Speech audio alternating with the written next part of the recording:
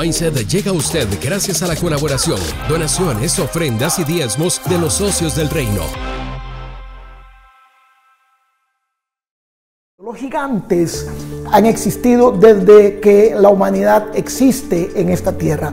Nosotros vemos de gigantes desde el libro de Génesis, se habla de gigantes. Más adelante en el Éxodo, cuando el pueblo de Israel va a conquistar su promesa estaba bloqueada por gigantes. Parece ser que los gigantes son esas figuras que se anteponen a nuestros sueños, a nuestras promesas, a los logros y metas que queremos alcanzar. Parece ser que para poder alcanzar esos logros, para poder alcanzar esas metas, para poder alcanzar esas promesas de Dios, ese estilo de vida que queremos, parece ser que siempre habrá un gigante entre nosotros, la promesa entre nosotros y aquella meta entre nosotros y aquel objetivo, aquel sueño. Gigantes. El ejército de Saúl tuvo miedo. El gigante era grande, era poderoso. Todos nuestros gigantes provocan miedo. Todas nuestras limitaciones provocan dudas. Todo lo que se ponga entre nosotros y nuestros sueños, proyectos y objetivos siempre va a provocar temor, duda, va a traer miedo. Escúcheme, la unción del Espíritu Santo solo está donde hay frescura. Jesús dijo: vino viejo y vino nuevo, vino añejo. El vino añejo rompe el odre y se desperdicia.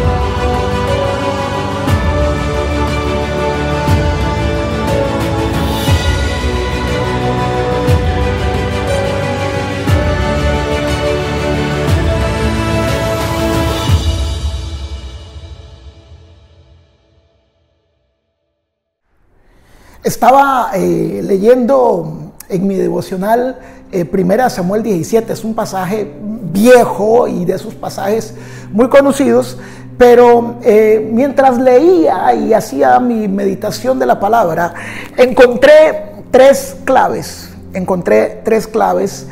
que suceden en 1 Samuel 17, que es la historia de David y Goliat, el gigante. Y encontré tres claves que David utilizó para vencer al gigante. Todos tenemos gigantes. Cuando hablo de un gigante, acá la Biblia nos habla de un gigante literal, real, que existió en aquel momento. Pero recuerde que la Biblia dice en el libro de Corintios, el apóstol Pablo nos dice que las cosas que pasaron en el Antiguo Testamento son una sombra de lo que habían de venir. En otras palabras, todo lo que pasó literalmente en el Antiguo Testamento tiene una figura metafórica o una figura metafísica de lo que hoy podríamos estar viviendo. Los gigantes han existido desde que la humanidad existe en esta tierra. Nosotros vemos de gigantes desde el libro de Génesis, se habla de gigantes. Más adelante en el Éxodo, cuando el pueblo de Israel va a conquistar su promesa estaba bloqueada por gigantes. Parece ser que los gigantes son esas figuras que se anteponen a nuestros sueños, a nuestras promesas, a los logros y metas que queremos alcanzar. Parece ser que para poder alcanzar esos logros, para poder alcanzar esas metas, para poder alcanzar esas promesas de Dios, ese estilo de vida que queremos, parece ser que siempre habrá un gigante entre nosotros, la promesa entre nosotros y aquella meta entre nosotros y aquel objetivo, aquel sueño. Gigantes. Los gigantes parece ser están creados, o parece ser llegaron a este mundo para impedirnos alcanzar lo que queremos, lo que deseamos, lo que está en nuestro corazón, para nuestros hijos, para nuestra familia. Todos, hasta el día de hoy, posiblemente estos gigantes que existieron en el Génesis, en el Éxodo, en el Antiguo Testamento, estos gigantes que se anteponían a la promesa y a las bendiciones de Dios, posiblemente hoy no sean físicos, pero son gigantes metafísicos que están aquí, que están entre nosotros y que se siguen oponiendo a que usted y yo, cuando le metemos ganas, cuando nos levantamos un día en la mañana y decimos, este día sí, esta semana sí, esta será la semana de iniciar mis proyectos. Y de repente un día, cuando tienes todas las ganas de echarle para adelante y decir, esta es la semana donde voy a iniciar transformaciones, cambios, desafíos, te das cuenta que hay un gigante delante tuyo, una limitación. Los gigantes provocan limitaciones. Estoy limitado. Los recursos, de repente, un día quiero comenzar un proyecto, pero ese proyecto está limitado porque las finanzas que tengo en la bolsa no me alcanzan. Estoy limitado porque de repente los títulos que necesito no los tengo. Estoy limitado porque de repente el verbo, el léxico, las conexiones no están a mi favor. Y esas limitaciones que nos impiden, con la gana que llevamos y queremos iniciar, son gigantes. Querido y querida, peleamos contra gigantes. Primera de Samuel, capítulo 17. Yo puedo observar en la lectura devocional que tengo cómo David utiliza 3 claves para vencer al gigante que se anteponía no solo a la bendición de Israel, sino que también a la bendición de su familia y a la bendición de su vida. Y David usa 3 claves que de repente pasan muy desapercibidas a nuestro ojo y que me gustaría de alguna manera presentárselas en este día para que usted las analice, para que las medite, porque son una llave, son un mapa que nos puede llevar a conquistar las promesas, los sueños, esos proyectos que están ahí delante de nosotros, pero que están limitados por gigantes metafísicos, de los que ya le conté, y algunos otros más que de repente podrían aparecer en el camino. Voy a leerle rápidamente Primera de Samuel, capítulo 17, del versículo 1. Voy a leerle algunos versos específicos para poder llegar a la primera enseñanza que quiero mostrarle en este día. Voy a leer la versión Dios habla hoy, por si la quiere buscar conmigo ahí en su casa. Dios habla hoy. Los filisteos se juntaron, dice, los filisteos juntaron sus ejércitos para la guerra y se reunieron en Soco, pueblo que pertenece a Judá, acampando en Efes-Damín entre Soco y Azeca. A su vez, Saúl y los israelitas se reunieron y acamparon en el valle de Ela, el valle de la decisión, preparándose para presentar batalla a los filisteos. Estos tenían sus posiciones en un monte y los israelitas en otro, quedando separados por el valle. De pronto, entre los filisteos, entre las filas de los filisteos, salió un guerrero como de 3 metros de altura. Se llamaba Goliat y era de la ciudad de Gat. En la cabeza llevaba un casco de bronce y su casco y en su cuerpo una coraza también de bronce que pesaba 55 kilos. Del mismo metal eran las placas que le protegían las piernas y la jabalina que llevaba en el hombro. El asta de su lanza era como un redillo de telar y su punta de hierro pesaba más de 6 kilos. Delante de él iba su ayudante.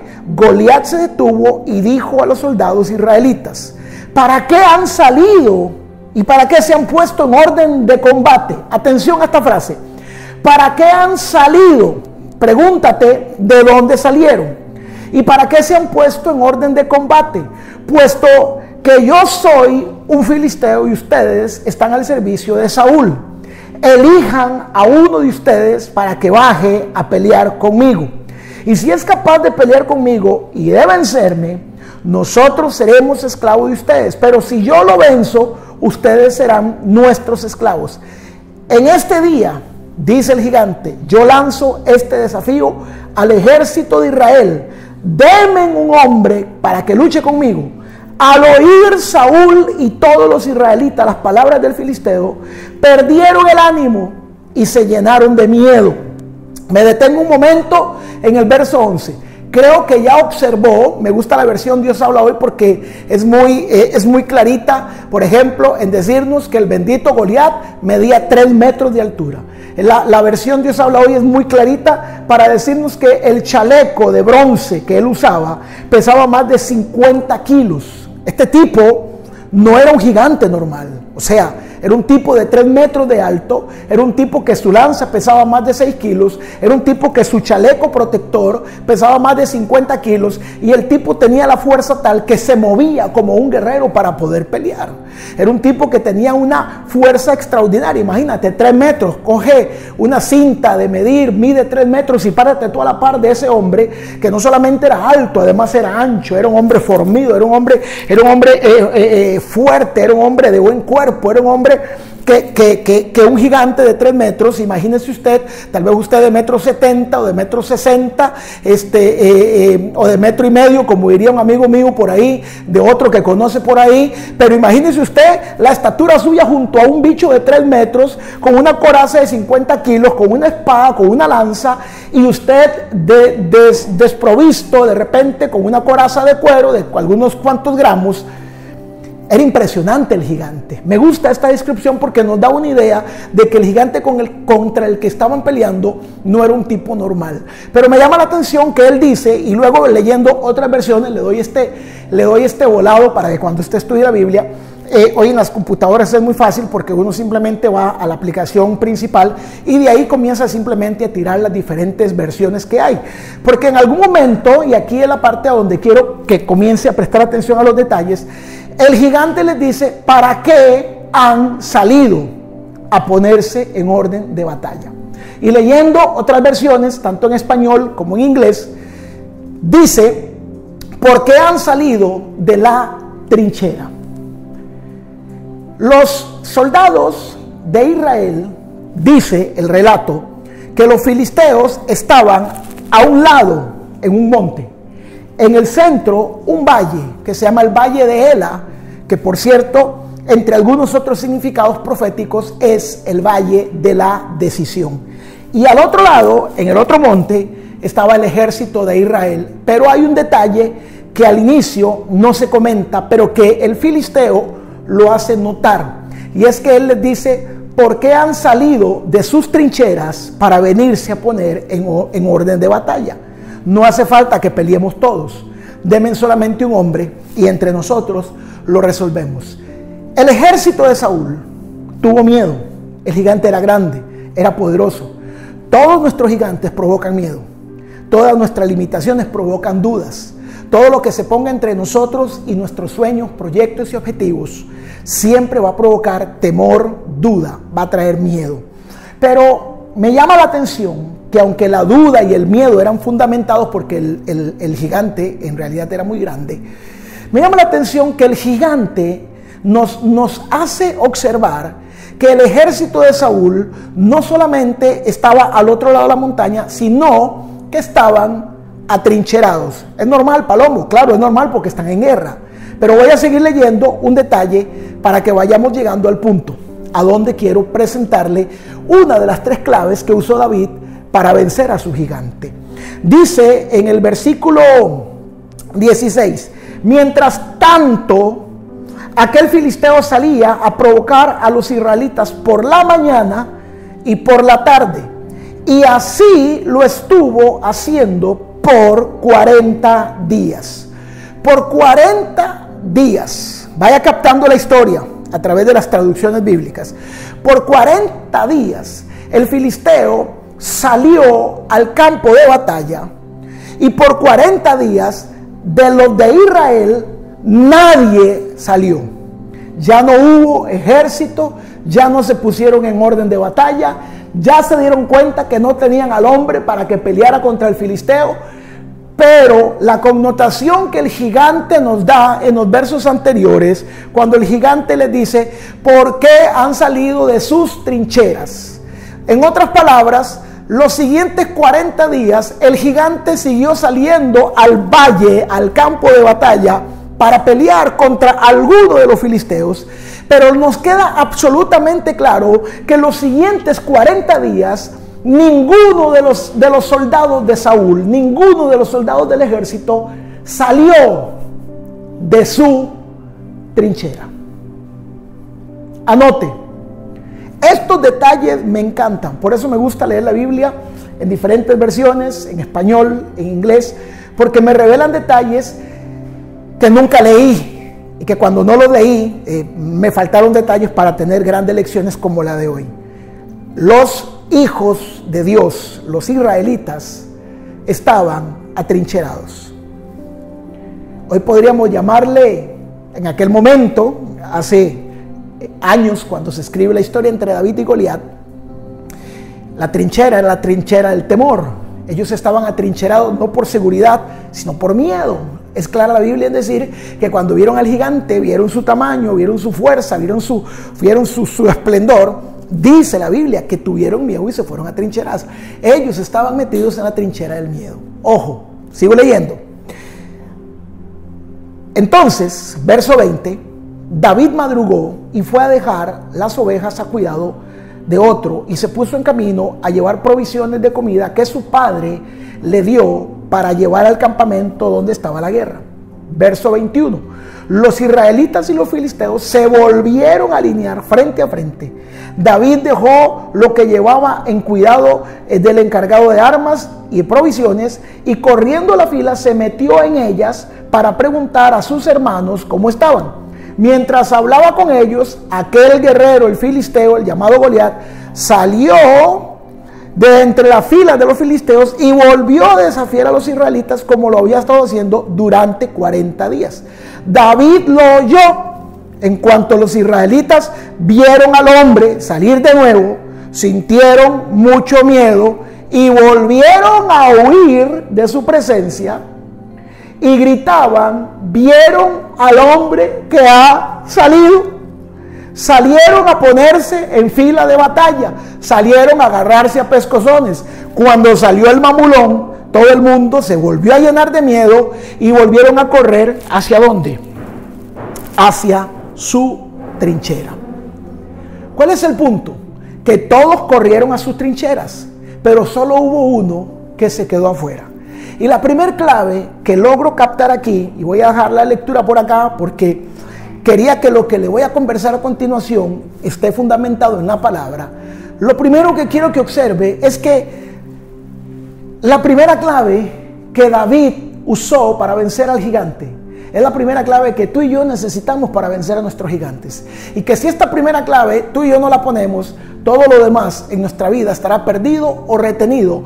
Porque entre las bendiciones que Dios quiere enviar a tu casa, entre las bendiciones que Dios quiere enviar a tu negocio, entre las bendiciones que Dios le quiere enviar a tus hijos, siempre el enemigo, el infierno, te pondrá un gigante.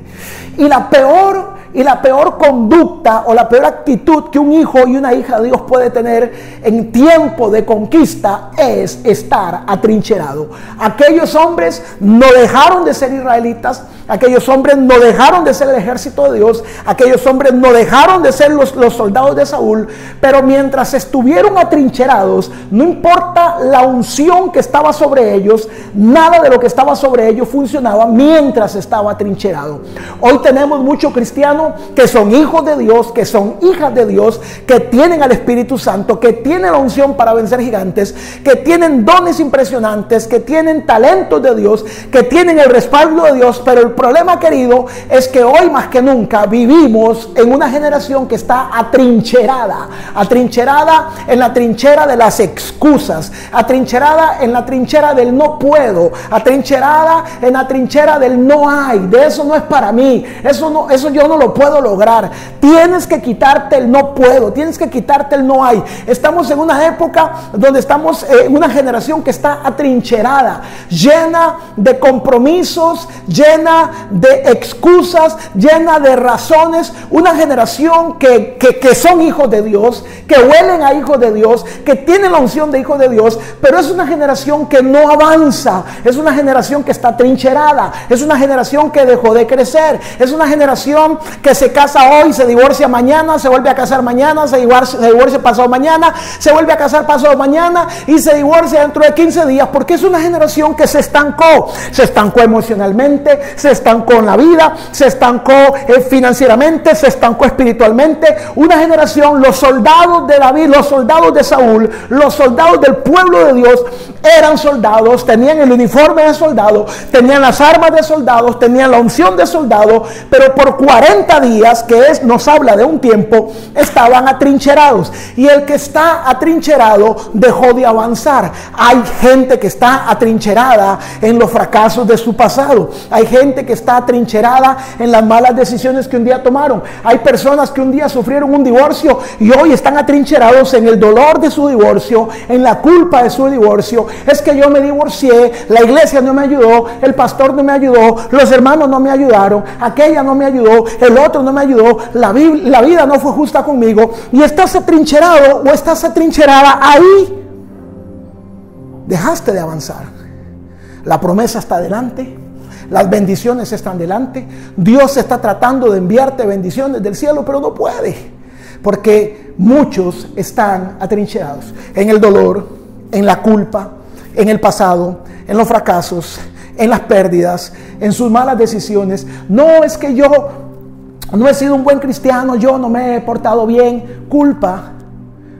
Y esa trinchera no los deja avanzar. La primera clave para vencer gigantes es que tenemos que pasar de la trinchera a la acción. Tiene que haber movimiento.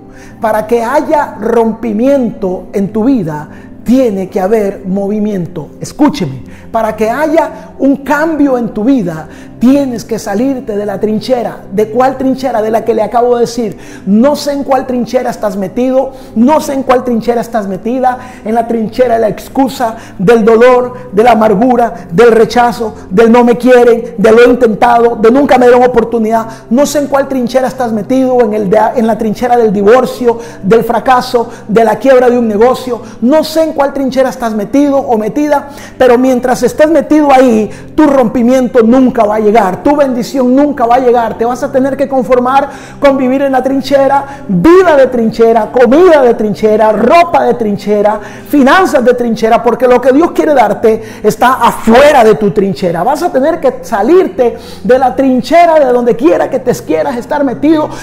Puede ser una trinchera de una relación tóxica, puede ser la trinchera de una relación que no es tóxica pero es prohibida, puede ser la trinchera de un negocio que no te conviene, puede ser la trinchera de amistades que dejaron de avanzar y que son buenos compas, buenos amigos, buenas compas, buenas amigas, pero ellas se quedaron en la trinchera y tú te familiarizaste con ellas o con ellos y estás metido en esa trinchera y tienes un apego emocional con esta gente y no puedes avanzar. Conozco cristianos que se conectaron con gente que no va para ningún lado, gente que tal vez a veces ora, reza, o gente que anda ahí tal vez en una fiestita o en algún lugar, que no andan haciendo nada malo, pero que dejaron de avanzar. Y conozco cristianos que se conectaron almáticamente, emocionalmente con esa gente, cristianos que tienen un gran potencial. David era y tenía dentro de él el potencial de ser un gran rey, pero también lo tenía Saúl, pero también también lo tenían los hermanos de David. Los hermanos de David tenían el perfil, escúchenme lo que estoy diciendo, para ser los próximos reyes de Israel. Pero mientras estuvieron atrincherados,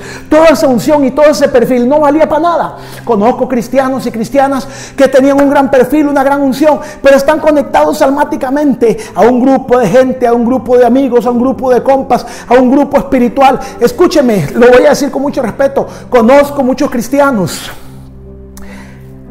que están almáticamente conectados. No es espiritualidad.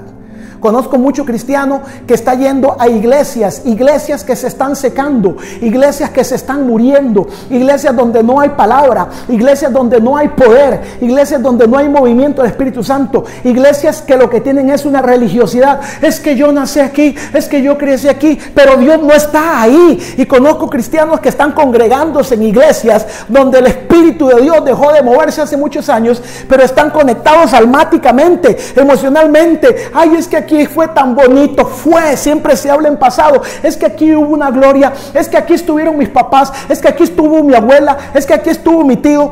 Y hoy, en esos lugares donde mucho cristiano está conectado almáticamente, no pasa nada, no hay nada.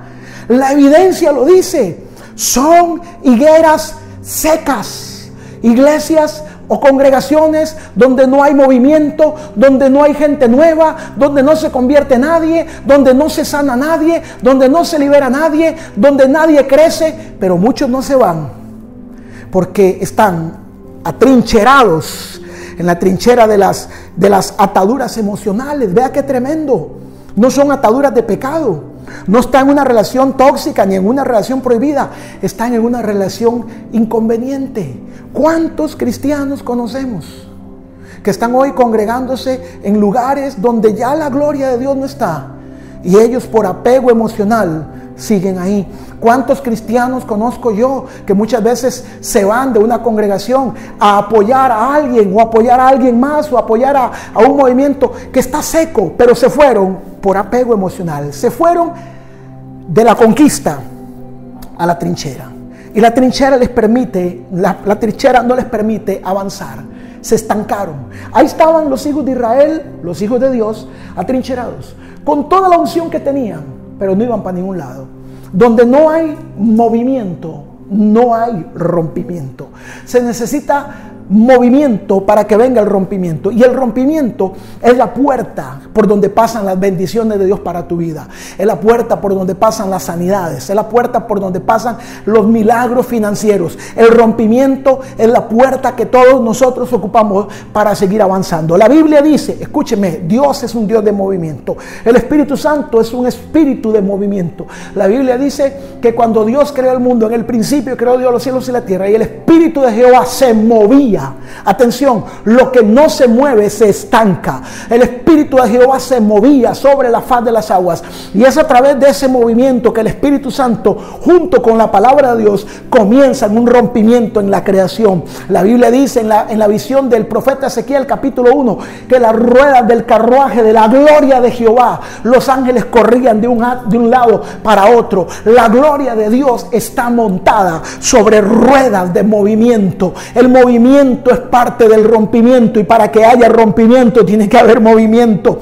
Jueces capítulo 5 dice que por más de 20 años Débora estuvo sentada al pie de la palmera, y el enemigo se estaba comiendo Israel, el enemigo se estaba comiendo a los jóvenes, el enemigo se estaba comiendo la familia, los matrimonios, y Débora, la que tenía la unción para cambiar y transformar el pueblo, estaba atrincherada en la trinchera de la comodidad, porque Débora era la esposa de un hombre millonario en Israel, y ella estaba sentada en la trinchera de la comodidad. A mí no me falta nada, yo tengo todo, mis hijos estudian en escuelas privadas, yo puedo viajar del país cuando me dé la gana. Ay, yo no necesito tanto fanatismo ni tanto grito, yo no ocupo congregarme tanto, yo no ocupo orar tanto, yo no ocupo ayunar tanto. ¿Hasta qué? Dice la Biblia que Císara, el enemigo de Israel, le puso el ejército detrás de su casa. Anote. Y ese día Débora dijo, híjole, o me salgo de la trinchera o me lleva el diablo. Escúcheme, porque queremos milagros durmiendo en casa. Queremos milagros, pero no queremos congregarnos. Queremos milagros, pero no creemos en la alabanza. Queremos milagros, pero no creemos en la adoración. Queremos milagros, pero no creemos en el ayuno. Queremos milagros. Escúcheme lo que le voy a decir, pero si no hay movimiento, no hay rompimiento. Y el enemigo, Goliat, lo que estaba buscando era que el pueblo, no era que peleara.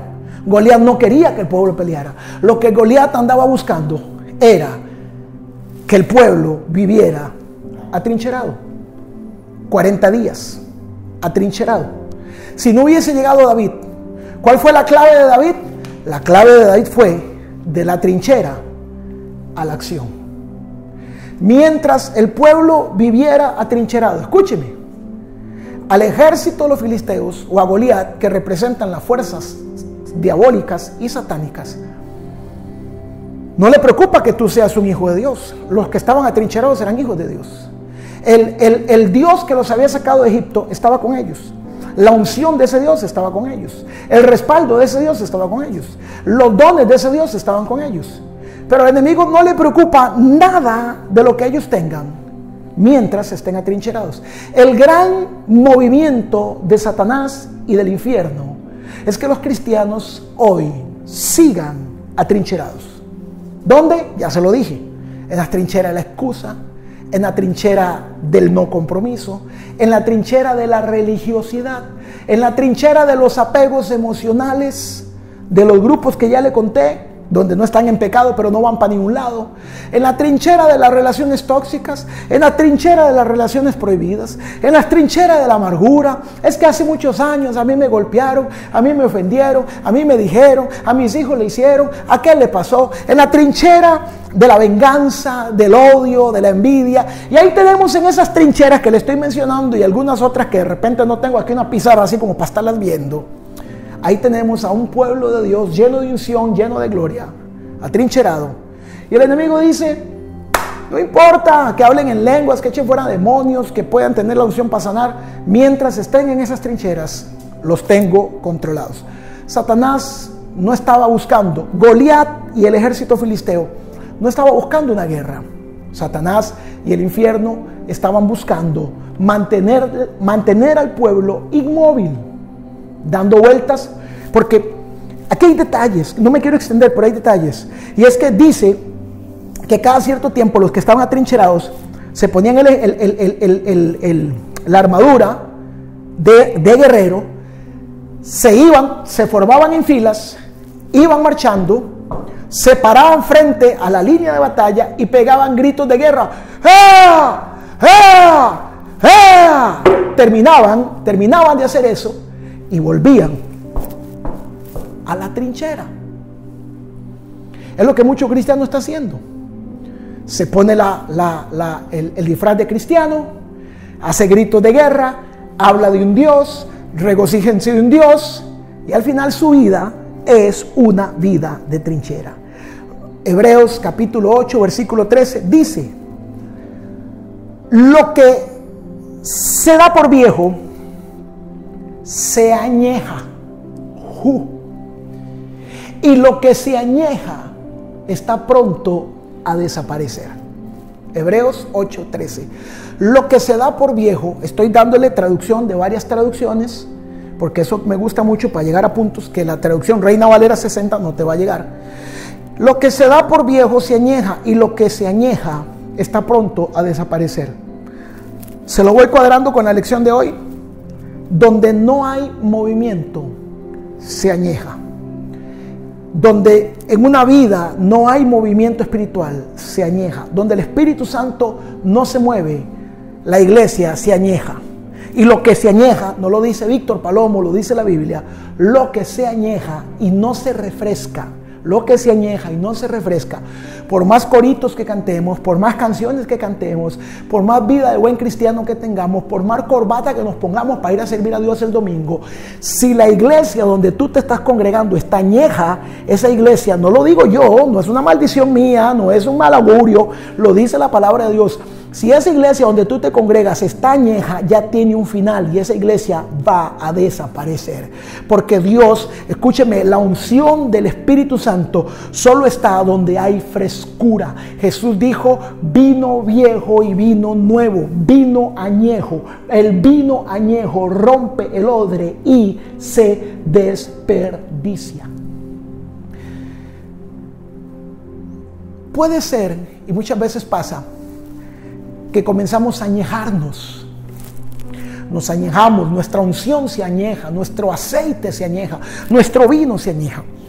Hace algunos años, y permítame su atención en esto, hace algunos años escuché la historia ya en los años, a principios de los años 1900, en Estados Unidos se puso de moda el consumir un tipo de pescado que se llama el bacalao. Tengo entendido que el bacalao del que estamos hablando en Estados Unidos no es el mismo bacalao que conocemos acá abajo. Se puso de moda en los Estados Unidos en los 1900 el asunto del bacalao. Recuerde que entre 1900 y 1950, aparte de la Gran Depresión, Estados Unidos vivió una época muy bonita, una época de oro, de mucho dinero, de mucha clase. Fueron los años donde se vestían elegantemente para ir a cenar, para ir a una boda, para ir, ¿verdad? Era un Estados Unidos muy diferente. Y dice que este bendito bacalao se pescaba en una de las costas de los Estados Unidos, pero se puso tanto de moda que entonces los que estaban al otro lado de los Estados Unidos, que no es fácil llegar de un lado a otro, comenzaron a traer bacalao. Lo que pasa es que en el camino el bacalao venía ya pues muerto y congelado, y cuando llegaba al otro lado ya no sabía, el sabor se había ido, se había vuelto insípido, se había añejado. Entonces comenzaron a meter al bacalao en grandes contenedores de agua, y el bacalao venía ahí tranquilo en los contenedores de agua, venía vivo. Se suponía que ese bacalao que venía vivo debería llegar fresco, pero resulta ser que luego de algunos días de viaje entre el oeste y el este, y el este y el oeste, el bendito bacalao, por no tener movimiento, llegaba tranquilo, y ese no tener movimiento hacía que el bacalao llegara añejo. Había que vender bacalao fresco, si no el negocio se nos va a caer. Bueno, pues se dieron cuenta que el bendito bacalao tiene un enemigo en común. Y este enemigo es un enemigo que ataca al bacalao, se llama el pez bagre. Pues entonces resulta que en los contenedores llenos de bacalao metían algunos pez bagre, varios pez bagre.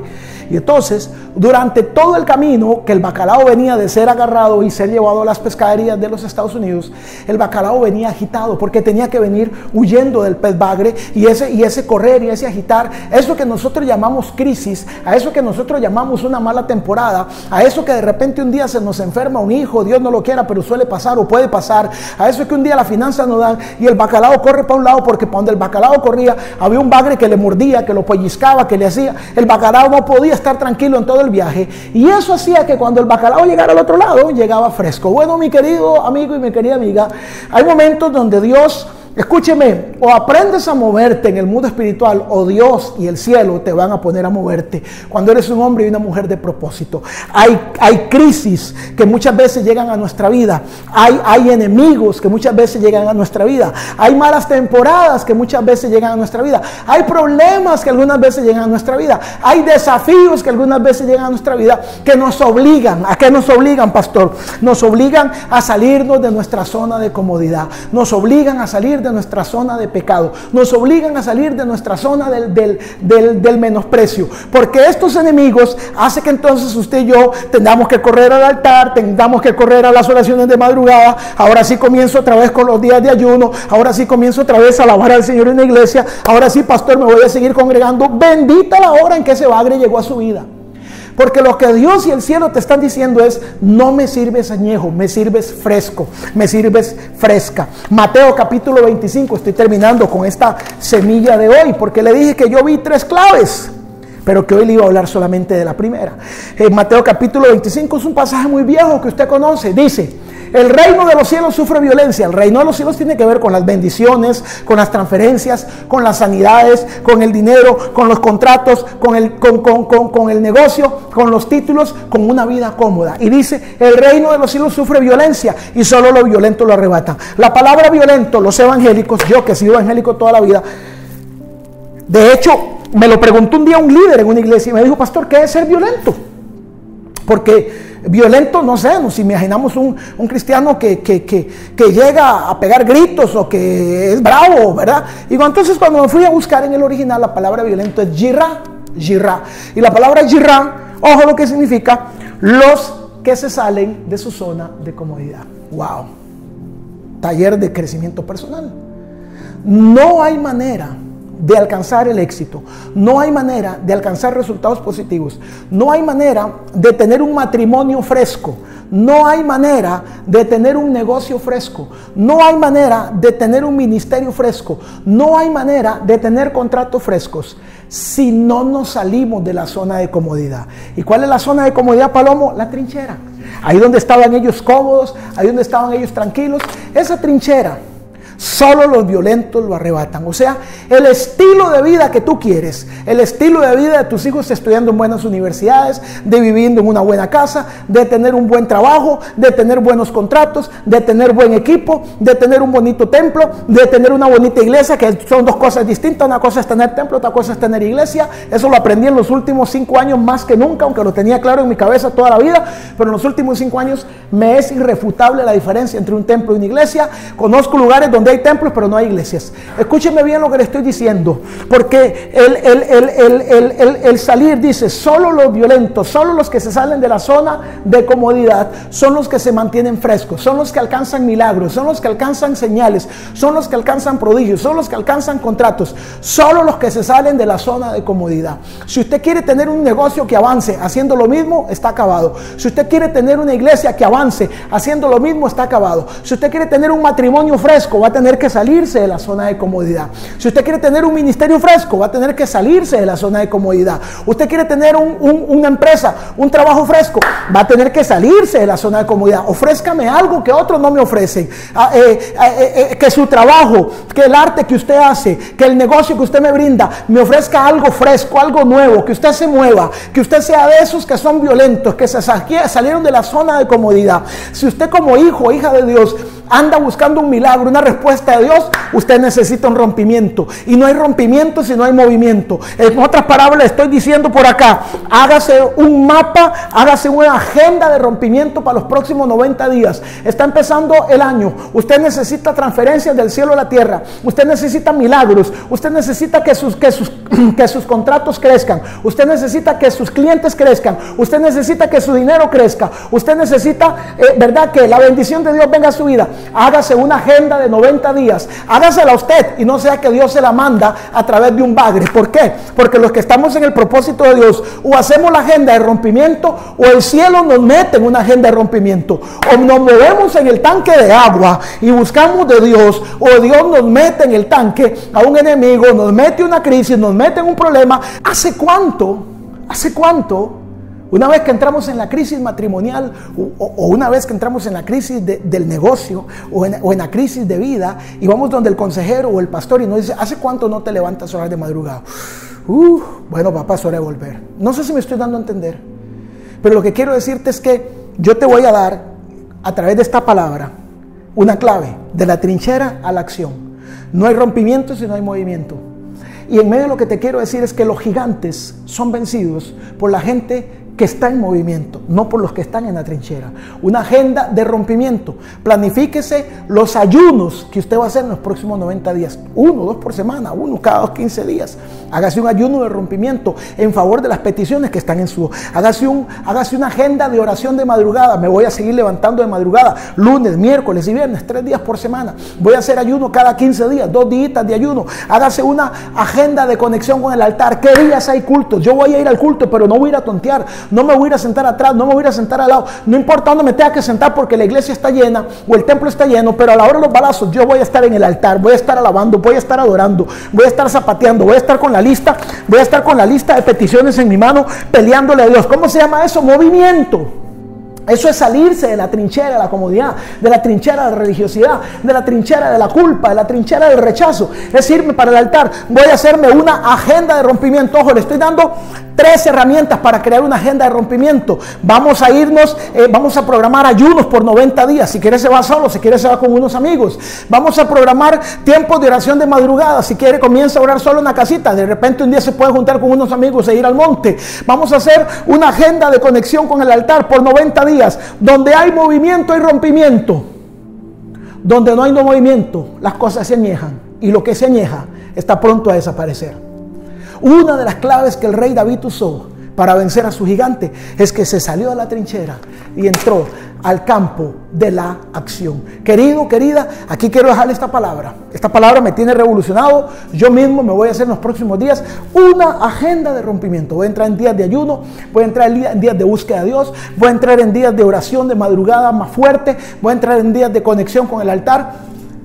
Mejor me pongo en movimiento yo y no sea que Dios, la vida o el universo nos metan un bagre en la vida para tener que ahora sí salir corriendo.